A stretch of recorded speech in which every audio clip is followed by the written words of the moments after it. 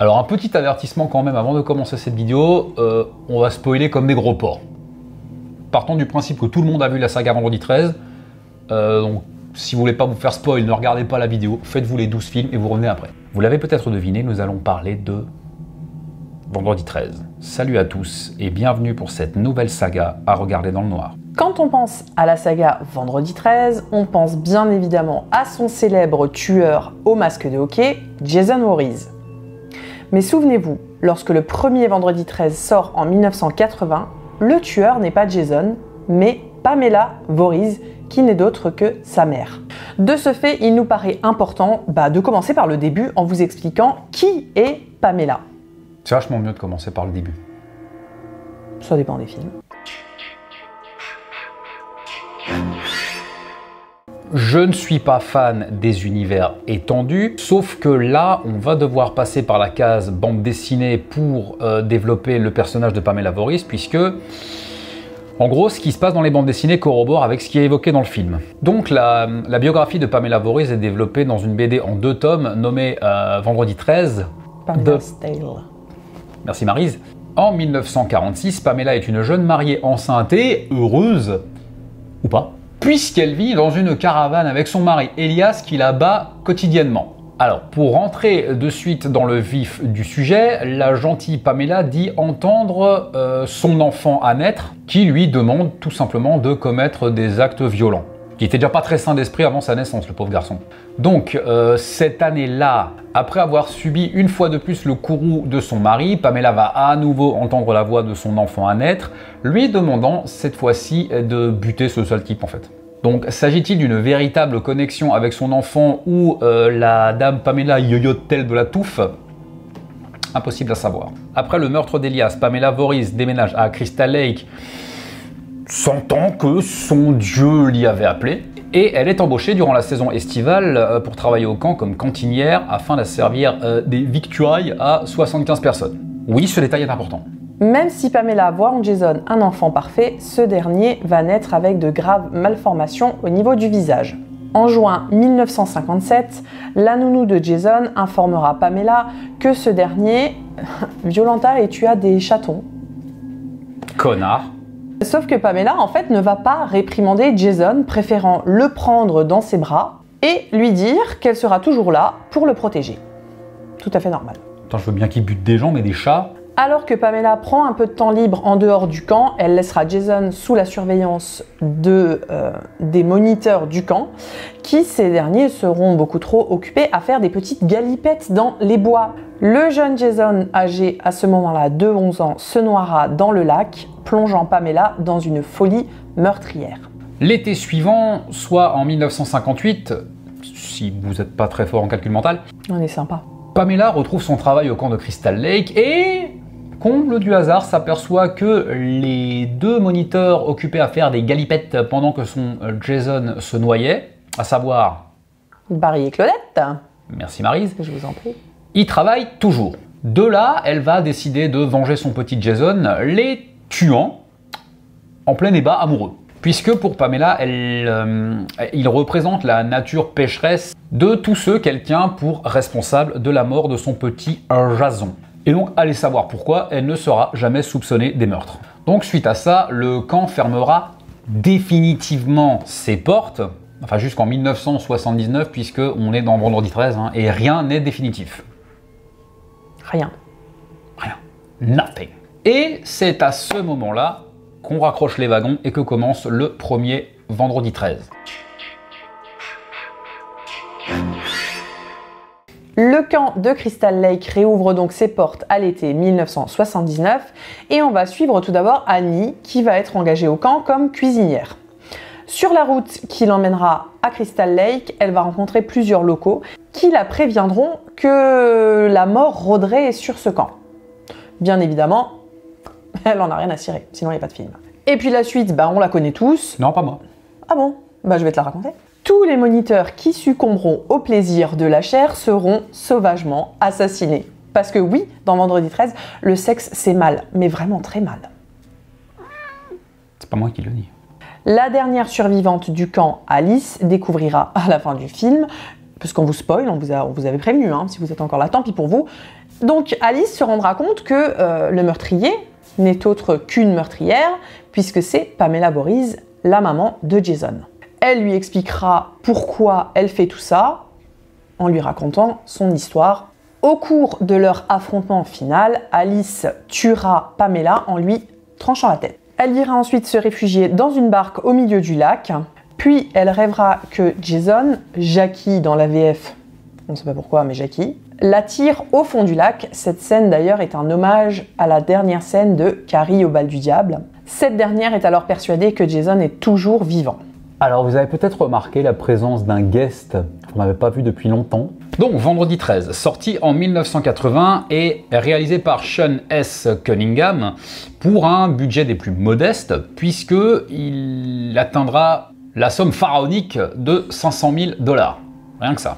Et il sera plus que rentable puisqu'il rapportera un peu plus de 39 millions de dollars au box-office, ce qui en fait encore aujourd'hui, à ce jour, là en 2021, un des films les plus rentables de l'histoire du cinéma.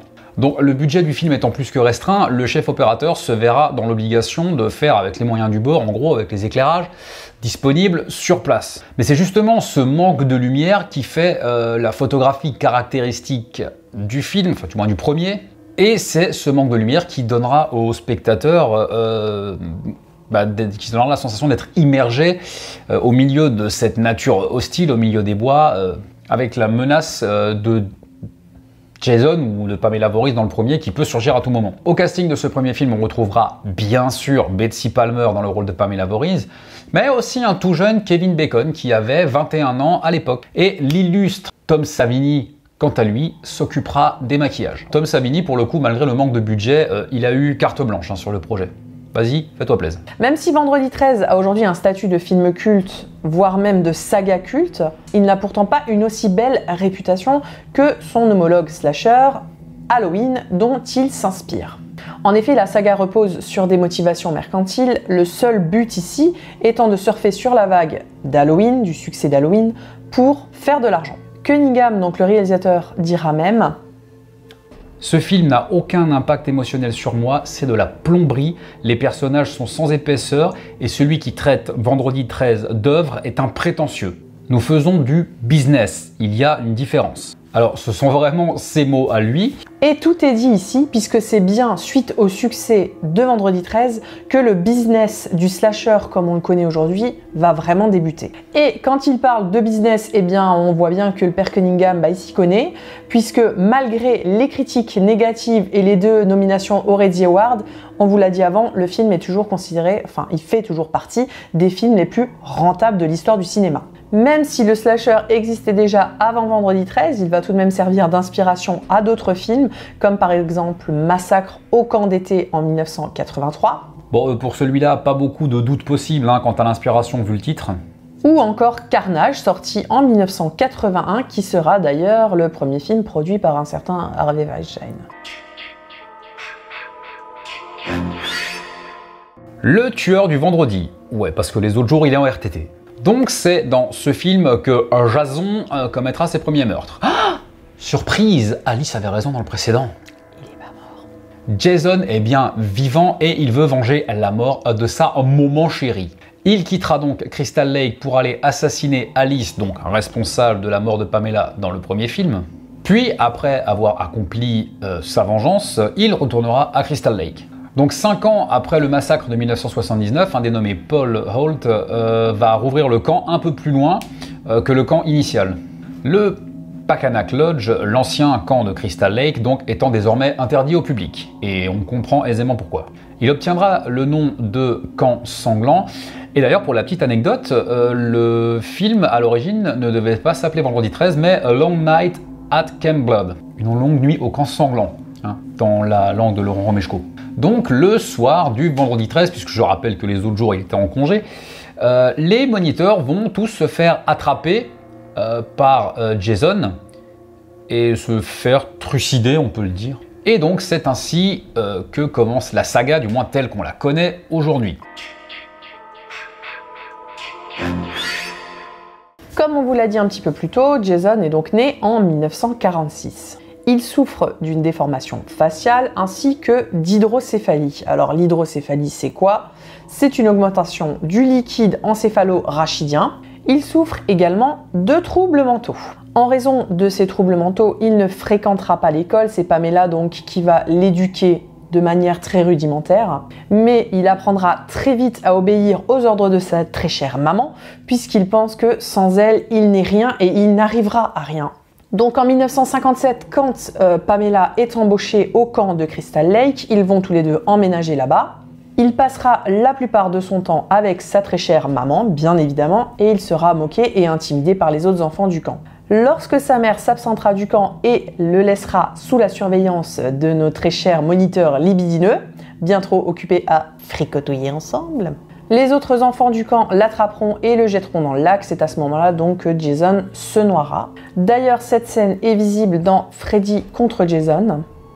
Le camp est à ce moment-là donc fermé par la police et il est ratissé au peigne fin, mais les policiers ne trouveront jamais le corps de Jason. Oh, comme c'est surprenant. Ils déclareront quand même la mort de Jason comme étant accidentelle. Alors vous vous en doutez, bien sûr, sinon il n'y a pas de saga. Jason survit à sa chute, il ne s'est pas réellement noyé. Cependant, ne sachant pas comment appeler à l'aide, il décida de s'installer dans une cabane abandonnée dans les bois en attendant que sa maman vienne le chercher. Il survécut longtemps en se nourrissant de baies de cueillis à droite à gauche ou de petits animaux. Donc il réussit malgré tout à survivre sans sa chère maman, bon, de manière assez rudimentaire. Donc en 1979, date du premier opus, donc Jason sera caché dans les bois et sera témoin du meurtre de Pamela. Donc là-dessus, vous vous en doutez, le brave Jason, il va quand même un peu l'avoir mauvaise.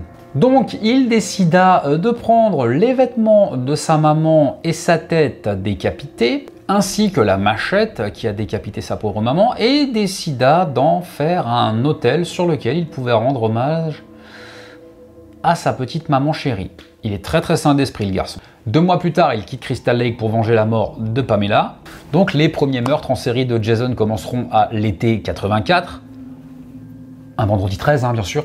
Lorsque le Pacanac Lodge ouvre, en même temps quelle idée d'ouvrir un camp de vacances un vendredi 13, on le rappelle près de l'ancien camp de Crystal Lake, donc le fief de Jason, et donc Jason, considérant les pensionnaires et les moniteurs comme des intrus, décidera tout simplement de poliment les éliminer les uns après les autres. Dans Le Tueur du Vendredi, Jason n'a pas son célèbre masque de hockey. Ce n'est que dans Le Tueur du Vendredi 2 qu'il l'obtiendra en le prenant à Shelly Finkelstein en remplacement de son sac de jute. Il deviendra son accessoire le plus emblématique de toute la saga. Son apparence dans ce film n'a à ce moment-là rien à voir avec ce qu'il deviendra, puisqu'il est pour l'instant vêtu d'une salopette et d'un sac en toile de jute. La tenue vestimentaire ainsi que son masque évoluent régulièrement entre chaque film, parfois de manière inexpliquée. La plupart du temps même. Mais sa tenue de prédilection reste un pantalon et une chemise, voire parfois un bleu de travail. Son physique changera également tout au long de la saga, à l'instar de Michael Myers, devenant de plus en plus impressionnant au fur et à mesure des opus. D'ailleurs, dans le dernier, donc Jason X, il deviendra même un cyborg. Oui, un cyborg. On met ici une photo de la première apparition de Jason et de sa dernière apparition, enfin du moins dans la franchise principale. Et il y a fort à parier que si vous ne connaissez pas la saga, il va vous être assez difficile de concevoir qu'il s'agit en fait du même personnage. Et d'ailleurs, c'est peut-être ça qui fait la plus grande force de cette saga, à savoir son personnage principal, Jason, quoi. Alors même s'il devient de plus en plus impressionnant et massif au fur et à mesure de la saga, il reste malgré tout assez furtif. Il arrive à se déplacer silencieusement et assez facilement à se cacher dans la végétation de Crystal Lake. En témoignent ses apparitions éclairs au moment où il tue ses victimes.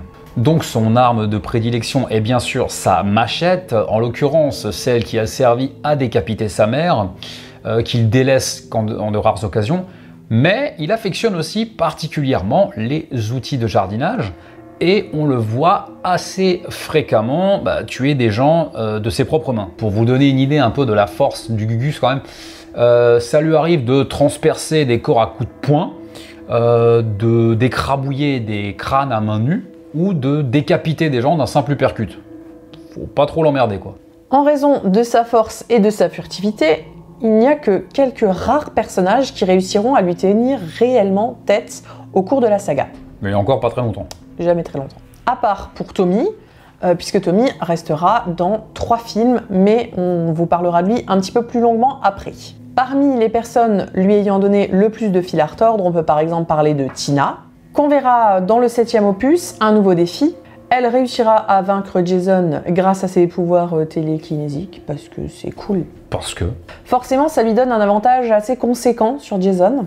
On peut également parler de Julius, qui réussira à lui mettre pas moins de 54 coups. On les a comptés. Parvenant à faire reculer Jason à la seule force de ses poings, et là, la prouesse est vraiment à souligner. Malheureusement, il tombera d'épuisement, avant de finir décapité par notre très cher Jason, et cela à main nue. D'un simple coup de poing. Donc, comme beaucoup de ses camarades de jeu, Jason ne parle pas. On peut entendre uniquement, en général, son souffle, et là, en général, quand on l'entend, ça sent pas très bon. On peut également entendre le son de sa voix, puisqu'il exprime dans certains opus des grognements de douleur, voire même une fois, un hurlement.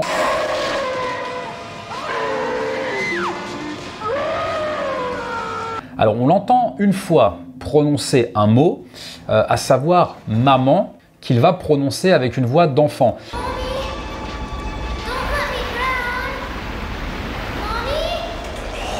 C'est difficile à ce moment-là de déterminer si c'est vraiment Jason qui articule ce mot ou s'il bouge simplement ses lèvres en synchro avec ses pensées. Regardez le film et faites-vous une idée. Alors, malgré sa force prodigieuse, Jason va tout de même mourir plusieurs fois au cours de la saga. On va s'expliquer. À la fin de Vendredi 13, chapitre final, donc le 4e, Jason sera tué par Tommy Jarvis. Il restera mort pendant près de 10 ans, avant de ressusciter au début du 6e opus. Parce qu'en fait, dans le 5e, c'est un copycat, c'est pas Jason. Voilà, donc il revient que dans le 6e. Et donc, il revient dans le 6e parce que Tommy, qui est toujours et encore hanté par les meurtres qu'a commis Jason, décide d'aller au cimetière où il est enterré pour mettre un terme à ses années de souffrance. Et donc, il va vouloir déterrer le corps de Jason et l'incinérer parce que pour lui, c'est la seule manière d'éradiquer ses hantises. Sauf que en voyant le corps de Jason, notre cher Tommy va péter un boulard et va l'empaler avec une clôture en métal, pensant que Jason est le diable incarné. C'est pas tout à fait faux, mais c'est pas tout à fait vrai non plus. Le poteau agira comme un paratonnerre au milieu de l'orage qui fait rage. L'orage qui fait rage. L'orage fait rage. Et Jason reviendra malheureusement à la vie telle la créature de Frankenstein. Bravo, Tommy. Le coup. Maintenant, en plus d'avoir une force prodigieuse et d'être furtif, Jason est officiellement un mort-vivant. Yeah. C'était déjà pas assez compliqué avant. Après ça, le seul moyen qu'auront les différents protagonistes de stopper Jason, ne pouvant plus le tuer, c'est tout simplement de tenter de l'immobiliser. Et donc, entre autres, par exemple, de l'immerger dans le lac, ce qui aura pour effet de le rendre inoffensif, en général pas trop longtemps. Deuxième étape de son évolution, donc après être devenu un mort-vivant dans l'épisode 6, Jason va, dans l'épisode 8, carrément devenir une espèce d'entité chelou larvaire, pouvant posséder des corps passant de l'un à l'autre. Les faisant donc agir à sa guise et l'apparentant pour le coup plus à un démon qu'à un mort-vivant. Alors le truc cool par contre dans ce film, donc dans Jason va en enfer, c'est que quand il quitte un corps, celui-ci va se liquéfier et je vous jure de manière franchement dégueulasse. Et franchement, c'est sûrement parmi les effets gore les plus dégueux de toute la série. Et dernière étape à ce jour de son évolution, comme on l'a dit tout à l'heure, dans Jason X, X c'est pour 10, hein, c'est pas une parodie porno. Oh, ça aurait pu. Quoique. Jason va carrément devenir un cyborg, nommé Uber Jason. Eh oui, il évolue tel un Pokémon. D'ailleurs, pour l'histoire, le studio New Line donc a totalement chié la campagne promo du dernier parce que en fait ils t'ont spoil la fin au KLM, hein. Ils ont fait tout le marketing du film sur Hubert Jason alors qu'en gros c'est un peu le climax quoi, il apparaît un peu qu'à la fin. Comme on vous le disait avant, il nous paraissait important aussi de développer le personnage de Tommy, parce que Tommy est un des rares personnages de la saga, après Jason bien évidemment, ainsi que Pamela, à avoir un peu plus de profondeur et à avoir un vrai background. Bah, sous-entendu, c'est le seul qui soit vraiment introduit en fait. C'est ça. D'ailleurs, il aura un rôle assez important puisqu'il reviendra dans 3 films, le 4e, le 5e et le 6e. Dans le chapitre final, donc qui est le 4e, Tommy Jarvis est joué par Corey Feldman. Il a 12 ans, il vit avec sa maman et sa sœur Trish à Crystal Lake et il voue une véritable passion au masque qui, a priori, il fabrique lui-même. Un jour, un groupe de jeunes vont louer la maison qui est à côté de chez eux et au programme pour nos chers ados, de la musique, de la danse et du sexe, évidemment, pour le plus grand plaisir de notre cher Jason. Ouais, justement, ça va pas lui faire vraiment plaisir.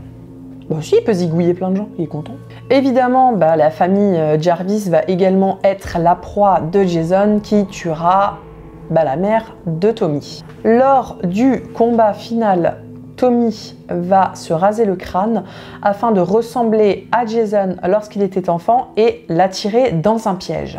Trish, la sœur de Tommy, va donc pouvoir s'emparer de la machette de Jason, l'attaquer avec. Malheureusement, elle n'est pas très douée, donc elle sera tombée la machette. Tommy la ramassera et l'enfoncera dans le crâne de notre cher Jason. Comme dans du beurre.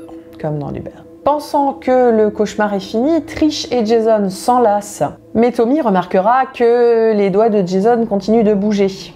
Il perdra totalement le contrôle de soi et s'acharnera sur le corps de Jason. Cette fois-ci, notre tueur est bel et bien mort. Tommy sera donc le premier personnage de la saga à vaincre Jason et même à le tuer, ce qui en fera de facto son némésis. Le film se clôturera sur un gros plan de Tommy avec un regard plus qu'inquiétant et c'est à ce moment-là qu'on comprendra que quelque chose chez lui a changé à tout jamais. Alors pour beaucoup de raisons, le 4e opus est un des épisodes préférés des fans, dont... Moi. Hein. Et ce, on ne va pas se mentir, principalement pour la danse de Crispin Glover. Quel talent! Quel âme!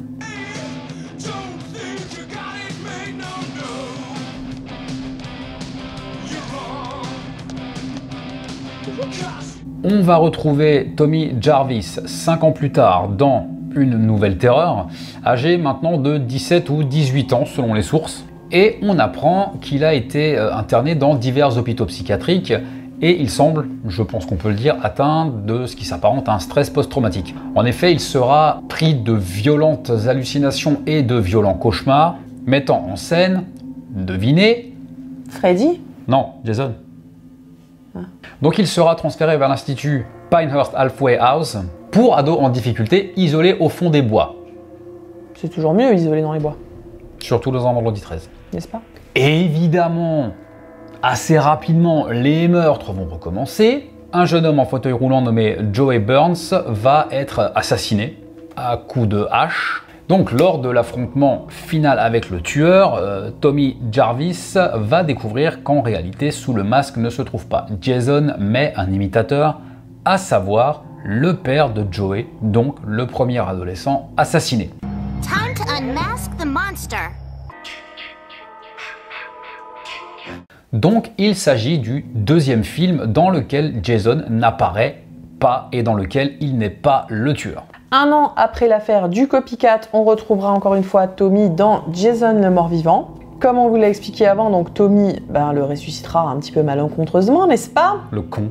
Après l'avoir ressuscité, Tommy va courir au bureau du shérif Garris pour lui dire que Jason est ressuscité. Évidemment, ce dernier ne le prendra pas au sérieux, il va le prendre tout simplement pour un fou, ce qui paraît logique, et il l'enfermera en cellule. Megan, la fille du shérif, qui a un petit faible pour l'ami Tommy, va bien sûr l'aider à s'évader et elle va l'aider à affronter Jason dans le combat final. Maintenant que Jason est officiellement un mort-vivant, Tommy décide, pour le vaincre, de l'immerger dans le lac à l'aide de chaînes et d'un gros rocher. Jason restera ainsi toujours vivant, mais bloqué sous l'eau. D'ailleurs, curieusement, à ce moment-là, sa force surhumaine semble l'avoir totalement délaissé. Alors, on peut penser que c'est lié au fait qu'il soit sous l'eau et que l'eau serait éventuellement sa faiblesse. En tout cas, on espère que suite à cet événement, Tommy trouvera enfin la paix qu'il mérite, puisqu'on ne le reverra plus. Donc, comme on vous le disait tout à l'heure, le personnage de Tommy est un des personnages les mieux écrits de la saga, puisqu'il a une véritable histoire et une vraie importance dans le déroulement du récit même de la chronologie de la série, à l'inverse de beaucoup d'autres personnages. Alors on constatera au cours des 3 films dans lesquels il apparaît une véritable évolution dans son personnage, puisque déjà on le verra passer d'enfant à adulte, surtout dans le premier opus, dans le chapitre final, puisqu'on le verra passer d'enfant à Némésis de Jason, puisqu'on le rappelle que c'est lui qui va réussir à le tuer pour la première fois. Donc par la suite, Jason semble vouloir s'en prendre personnellement à Tommy. Il semble vraiment vouer une véritable haine à une personne en particulier. Alors que de base, Jason ne fait pas trop de distinction. Dès qu'il y a un adolescent un peu libidineux devant lui, il le dessoude, il ne fait pas de distinction. Or là, il a l'air d'en vouloir personnellement à Tommy. Le premier affrontement avec Jason, comme on l'a dit, le marquera à jamais, puisque c'est sous-entendu qu'entre les films, il aura sombré dans la folie. Jason ne parviendra jamais à tuer Tommy, celui-ci, comme on l'a dit, disparaissant tout simplement de la saga entre le 6e et le 7e opus, et Tommy n'arrivera jamais à vraiment venir à bout définitivement de Jason. Cependant, il fut le plus proche de réussir et il est le seul à avoir tenu tête à Jason et à en ressortir vivant à 3 reprises. Bon d'accord, la deuxième fois c'était pas vraiment Jason, mais ça, à l'époque, le pauvre Tommy, il n'en savait rien. Donc la performance est quand même à saluer. Crystal Lake et son camp sont quasiment indissociables de la saga. Et pourtant, Jason accomplit parfois ses méfaits en dehors de Crystal Lake, puisqu'il sera une fois à Manhattan et même dans l'espace. Oui, dans l'espace. Le camp de Crystal Lake se situe à Crystal Lake. Il fut fondé en 1935 et fut en activité jusqu'en 1957, date à laquelle Jason trouvera la mort noyé dans le lac. Le camp réouvrira l'année suivante, mais suite à la mort de Barry et Claudette, il refermera encore une fois ses portes. Jusque dans les années 60, il y aura plusieurs tentatives pour rouvrir le camp, mais il sera ponctué d'accidents, incendies, empoisonnement de l'eau, dont il est possible que Pamela en soit responsable, pour qu'aucun enfant ne subisse le même sort que Jason. C'est à ce moment-là que Crystal Lake sera surnommé le camp sanglant. En 79, le camp doit donc réouvrir, mais au moment de la rénovation, Pamela donc tuera tous les moniteurs et par conséquent l'ouverture ne se fera jamais. Le camp sera cette fois-ci définitivement fermé et l'accès sera interdit par les autorités. Jusqu'en 1990, donc les autres camps que nous verrons dans la saga seront des camps différents de Crystal Lake, mais toujours présents dans la même ville et autour du même lac. On trouvera pêle-mêle par exemple Packanack Lodge dans Le Tueur du Vendredi 2 ou Higgins Haven dans le chapitre final, qui n'est pas le chapitre final. En 1990, le camp rouvre, mais en changeant de nom, parce que tout le monde sait que si on change le nom, la malédiction disparaît. Ben oui. Et sera rebaptisé Forest Green. Ça sonne vachement moins bien que Crystal Lake, je trouve. On reverra le camp de Crystal Lake en reconstruction dans Freddy vs Jason, mais là encore, suite à l'affrontement et aux dégâts qui en découleront, le camp ne rouvrira jamais. Donc il y a fort à parier que le souhait de Pamela Voorhees soit exaucé et que le camp ne rouvre jamais. Parce que là, je pense que les gens auront compris quand même. Et donc, malgré tous ces événements, le camp de Crystal Lake a quand même connu son heure de gloire, jusqu'à la présumée mort de Jason en 57, et donc fut florissant pendant 22 belles années. D'ailleurs, chose intéressante, en fouillant sur le net pour préparer la vidéo, on a trouvé par hasard un truc assez sympa, à savoir une étude géographique sur le camp de Crystal Lake. Donc on vous met le lien dans la description si vous voulez aller voir, franchement c'était assez intéressant. Les premiers films de la saga seront des purs slashers. Après, on va basculer dans des films un tout petit peu plus fantastiques, mais qui respecteront toujours les codes du slasher. On verra par exemple dans le 7e opus que Jason sera libéré par les pouvoirs télékinésiques de Tina. C'est d'ailleurs à partir de cet épisode-là que les Vendredi 13 seront extrêmement censurés. Les morts seront quasiment toutes hors champ, hormis celles ne présentant pas de taches de sang, et on ne verra en fait que les conséquences des morts. Le principal intérêt de la saga, c'est bien évidemment de voir Jason faire de l'abattage de masse, idéalement le plus brutalement possible, hein. Et du coup, quand c'est censuré, ça la fout assez mal, parce qu'on n'a plus grand chose à se mettre sous la dent. Parce qu'il faut bien se l'avouer, on regarde pas un Vendredi 13 pour la profondeur de ses personnages, ni pour le scénario super recherché. Dans Vendredi 13, l'ultime retour, Jason là semble pouvoir être à plusieurs endroits en même temps, donc soit il a le don de téléportation ou le don d'ubiquité, ou alors c'est juste des erreurs dans le montage. Comme on l'a dit, dans Jason va en enfer, il va carrément passer de corps en corps, ressemblant à un bidule larvaire chelou, son corps étant quasi intégralement détruit au début du film. Pourquoi? Parce que démerde-toi avec ça. Alors pour la petite histoire, ce film-là sera le premier produit par New Line Cinema, ce qui peut, je pense, expliquer le changement assez radical d'orientation de la saga à ce moment-là. Et pour finir, dans Jason X, Jason va carrément devenir un cyborg, no limite. Et donc tout ça, ça démontre que l'aspect fantastique est de plus en plus présent au fur et à mesure de la saga. Alors même si le scénario importe peu dans la saga, on peut quand même déplorer le petit problème scénaristique du 9e, puisque Jason sera de retour à Crystal Lake sans aucune explication. On ne sait absolument pas comment il est parti de Manhattan pour revenir à Crystal Lake. Démerdez-vous avec ça. En fait, il faut savoir que jusqu'à présent, il y avait quand même un minimum d'explications. On nous expliquait toujours comment et pourquoi Jason revenait. Là, non. On peut par contre déduire que ça fait quand même un sacré moment qu'il est là au vu de son aspect physique. On apprendra alors que Jason ne pourra être tué uniquement par un membre de sa famille et à l'aide d'une dague magique. Parce que? Alors que cela n'avait jamais été évoqué une seule fois au cours de la saga, hein. Ce film détient sûrement la palme de la pirouette scénaristique, en mode « Hey, je suis ta sœur dont on n'a jamais entendu parler, mais j'existe ». Après, on peut éventuellement penser que New Line a tenté de rebooter la saga en incluant des éléments fantastiques. Bon, mais ça marche pas. Au hasard, pour un éventuel crossover. Avec un mec un peu brûlé dans la gueule?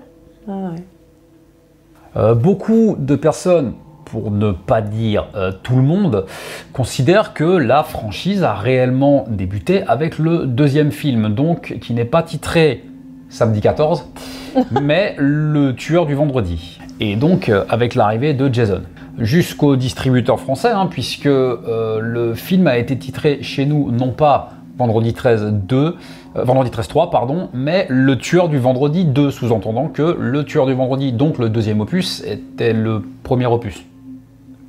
Vous suivez? D'ailleurs, pour la petite histoire, si vous vous rappelez de la scène d'ouverture de Scream, quand le Ghostface téléphone à Cassie, donc le personnage joué par Drew Barrymore, il lui pose des questions qui vont déterminer la survie ou non de son petit ami. Et donc, il va lui demander quel est le nom du tueur dans Vendredi 13. Donc là, spontanément, sans aucune hésitation, elle répond Jason. Ce à quoi le Ghostface lui répond énorme erreur. Et elle lui répondra c'est Jason le tueur, je l'ai vu plus de 10 fois, je sais de quoi je parle. Donc qu'elle ait oublié que c'était Pamela Voorhees qui tuait dans le premier ou qu'elle ne l'ait jamais vu, ça montre à quel point, pour ce personnage-là, même dans la fiction, Jason est le personnage principal de la saga. Et vous allez peut-être remarquer un petit faux raccord dans le décor derrière, celui qui le trouve gagnera un pins. Un pins. Avec nos tronches, je vous assure. Ouf, dédicacé. Et d'ailleurs, dans ce coffret intégral, qui d'ailleurs, je m'en suis aperçu, vaut son pesant de cacahuètes maintenant. Donc dans ce coffret intégral, bon, j'entends intégral jusqu'à l'ère New Line, parce que je sais pas si c'est pour une question de droit, mais en fait, il s'arrête à l'ultime retour et il comprend pas. Donc Jason va en enfer et Jason X, donc les deux films produits par New Line. Ce film, ce coffret, il commence par Le Tueur du Vendredi. Donc le premier opus n'est pas présent. Donc même les distributeurs français ont l'air, ou avaient du moins l'air à l'époque, d'estimer que la franchise a débuté avec Le Tueur du Vendredi. Ça montre à quel point le personnage de Pamela Voorhees a presque été oublié en fait, ce qui est un peu dommage, voir qu'elle pose les bases quand même. Ouais, voir ce qui est triste parce que c'est quand même sur elle que reposent tous les fondements de la saga quoi. Et même sans elle, Jason n'agirait pas comme ça, parce que c'est suite à son meurtre à elle qui va se mettre à tuer. Donc c'est un petit peu dommage. Si les distributeurs et les producteurs nous écoutent, un petit reboot centré sur une nouvelle Pamela Voorhees, je prends. Dans le premier film, Betsy Palmer, donc Pamela Voorhees, a accepté le rôle parce qu'elle avait des petits soucis d'argent et qu'elle avait besoin de se racheter une voiture. Dans la VF du premier, même si les VF c'est le mal, Jason ne s'appelle pas Jason mais s'appelle Jackie. Toujours concernant le prénom de Jason, au départ il devait s'appeler Josh. Mais les scénaristes ont estimé que ça sonnait trop gentil comme nom. Josh Voorhees, ça sonne moins bien que Jason quand même. Donc Kevin Bacon, dont la carrière a été lancée par le premier Vendredi 13, à l'âge de 21 ans, est encore aujourd'hui agacé parce que manifestement quand les fans lui demandent de signer des photos, beaucoup lui demandent de signer des photos de son cadavre avec la flèche dans le cou dans Vendredi 13. Et donc ça l'agace après 40 ans de devoir encore signer toujours et encore cette photo-là. D'ailleurs, au sujet de la mort de son personnage, la scène a dû être tournée en une fois parce que le budget était tellement ric-rac qu'ils n'avaient pas le budget nécessaire pour la tourner 2 fois. Concernant la danse chelou de Crispin Glover, tout le monde entier voit de quoi je parle. Il faut savoir une chose, au moment du tournage, apparemment, passaient dans les enceintes du AC/DC à fond les ballons. Ce qui, pour certains, expliquerait la gestuelle un poil chelou du sieur Glover, et donc que sa danse ne soit absolument pas raccord avec la musique du film. En ce qui me concerne, même sur du Cannibal Corpse, je trouverais toujours cette danse chelou. Le camp de Crystal Lake existe vraiment, sauf qu'il est dans le New Jersey et qui s'appelle le Nobebesco Camp. Voilà. Vraiment, avec vraiment, des tirs. vraiment, comme ça, voilà. Et d'ailleurs, si vous allez au Nobebesco Camp, vous pourrez faire ce qu'on appelle un Crystal Lake Tour, où vous pouvez visiter à pied les différents lieux du tournage. Et vous pourrez acheter des goodies, pas piquer des hannetons, à savoir, j'ai vu ça pareil par hasard sur un site, on peut acheter des bouteilles d'eau dont la marque est Angry Mother, donc vous l'avez la mère compris, vénère. Hein, la maman vénère, probablement, sans certitude, source à vérifier, en référence à Pamela Voorhees. Eh bien, mesdames et messieurs, je pense que cette vidéo touche à sa fin. Si cette vidéo vous a plu, n'hésitez pas à nous lâcher un petit pouce en l'air, ça fait toujours plaisir. Vous pouvez également commenter la vidéo. Tiens, dites-nous quel est votre opus préféré. Nous, vous le savez, on vous l'a déjà dit, c'est le 4e. Quoique j'aime bien le premier aussi, mais bon. Voilà. Allez, je vais déclencher une guerre civile. Mon préféré, c'est le 10. Mon préféré, c'est le 9. Vous pouvez également nous suivre sur les réseaux sociaux avec un S, Twitter, Facebook et Instagram. En attendant, faites de beaux rêves. Et si vous faites des cauchemars, n'oubliez pas, c'est que du cinéma.